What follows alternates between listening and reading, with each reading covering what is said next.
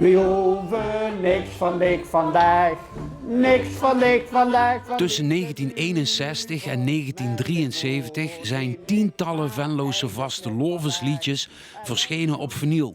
Alleen verzamelaars zoals Jos en Sef hebben die originele collectie compleet. Af en toe draaien wij in een café draaien we die plaatjes. En dan komen de echte liefhebbers van deze muziek, die komen luisteren, komen mij zingen. Maar als je tegen iemand zegt, ja god, iets uit 1970.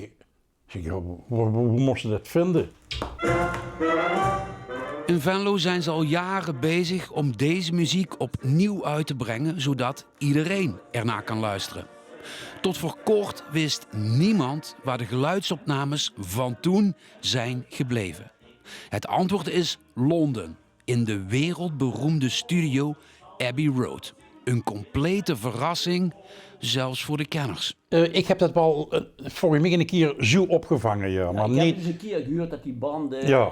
ergens anders, maar Ja, dat het per se Abbey Road was, dat wist ik niet. nee. Maar dat is bizar toch, of niet? Dat is bizar, super bizar. bizar. Waar de grootste hits van wereldsterren als The Beatles en de Rolling Stones zorgvuldig worden bewaard, ligt ook carnavalsmuziek uit Venlo. De Kluis in Londen is geopend om de vastelovend in Limburg een zetje te geven. Dit is een afbeelding uit de Kluis in Londen.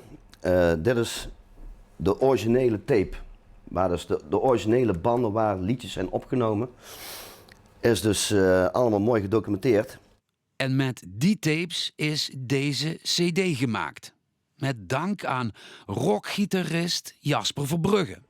Hij kent iemand in de platenbusiness die de sleutel heeft van de Kluis in Londen, zeg maar. Ben jij nu de beschermheer geworden van de Venlose vastelovend? Wauw. Nee, dat ben ik niet. Daar heb je net mee gesproken, denk ik. Melkboer, We hoeven niks van ik vandaag. Niks van ik vandaag, van die ruvel. Dat was het dan. Mooi hè, mooi nummer. Ja.